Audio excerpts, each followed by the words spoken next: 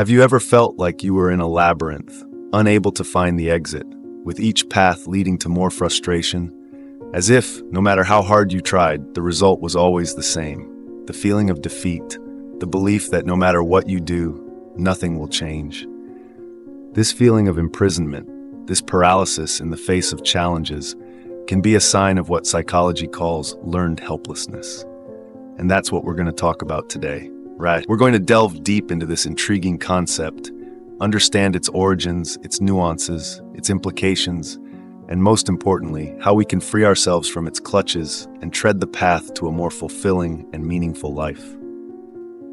Our journey begins in 1957 with the pioneering experiments of Kurt Richter. Richter, a scientist with an insatiable curiosity about animal behavior, conducted a series of studies with mice that, unbeknownst to him at the time, would lay the foundation for understanding learned helplessness.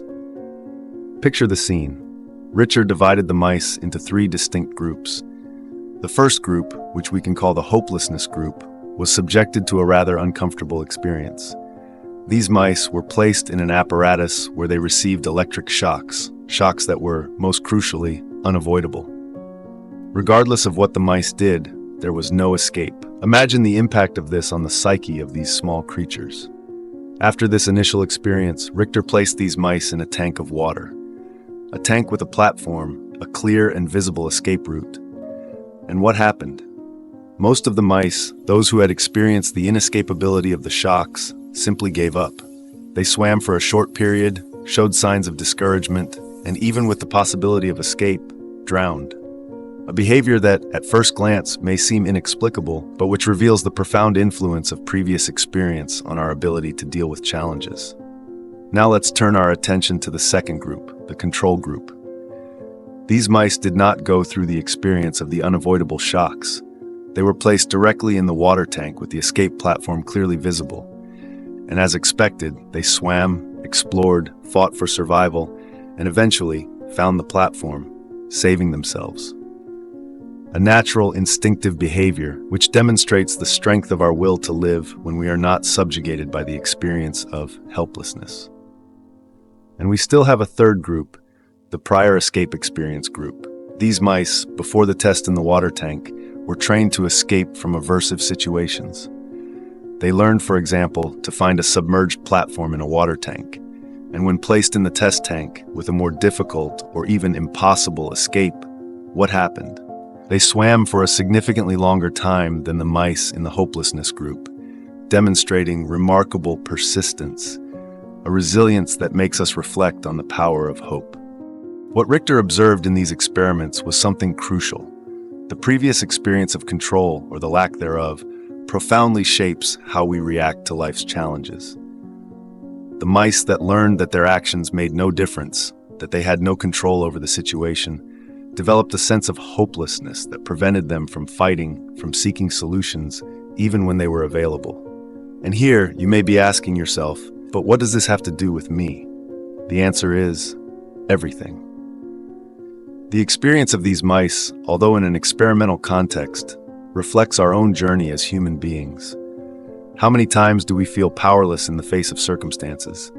How many times do we give up fighting, seeking solutions, because we believe that our efforts will be in vain? Richter's research, like a seed planted in fertile ground, germinated and flourished in the hands of another great researcher, Martin Seligman. Seligman, in the 1960s and 70s, expanded Richter's studies, deepened the concept of learned helplessness, and brought it into the field of human psychology. Seligman, like Richter, conducted experiments with animals, including the famous experiments with dogs, but also experiments with rats, using protocols that involved unavoidable shocks in a cage before testing them in a shuttle box. In this box, the rats could escape the shocks simply by jumping from one side to the other. And what did Seligman observe? The rats that had experienced the unavoidable shocks in the cage demonstrated a much greater difficulty in learning to escape the shocks in the shuttle box, even though they had the possibility of doing so. They seemed to have given up, passively accepted the suffering, as if there was nothing more they could do to change the situation.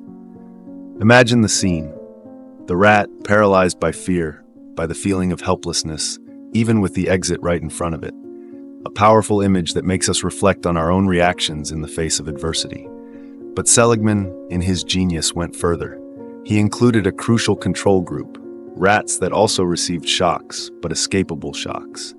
These rats, unlike the helplessness group, quickly learned to escape the shocks in the shuttle box.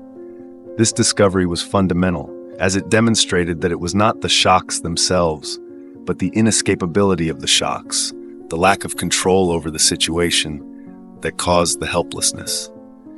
And here, once again, we can draw a parallel with our lives. It is not just the challenges, the problems we face, but our perception of these challenges, our belief that we cannot overcome them, that traps us in the cycle of helplessness. Seligman, with his research, not only confirmed Richter's observations, but also generalized the concept, showing that learned helplessness manifests itself in different species and in different contexts. He also brought to light the importance of the perception of control, a fundamental concept for understanding human behavior. It is not just the objective experience of uncontrollable events, but the interpretation we make of that experience that determines the impact on our lives. If we believe that we have no control over the situation, we tend to give up, to surrender to passivity. But if we believe that we can influence the course of events, even on a small scale, our motivation and our persistence are strengthened.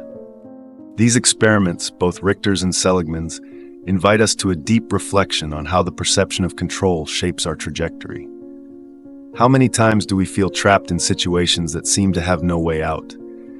How many times do we abandon our dreams, our goals, because we believe that we do not have the power to change reality?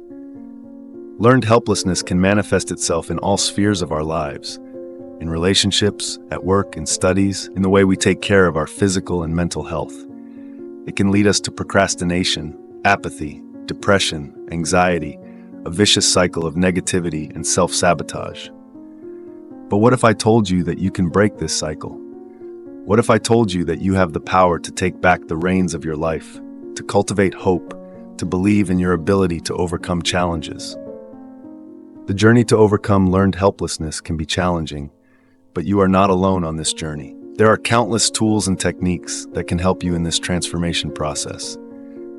Therapy, for example, can be a safe space for you to explore your emotions, identify negative thought patterns, and develop strategies for dealing with difficult situations.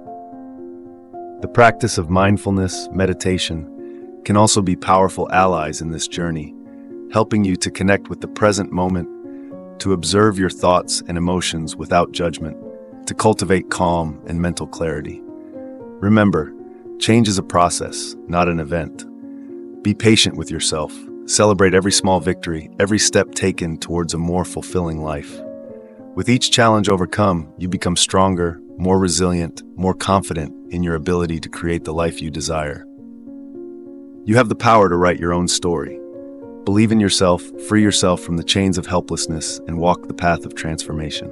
Life is a constant learning process, and every obstacle overcome brings us closer to our best version.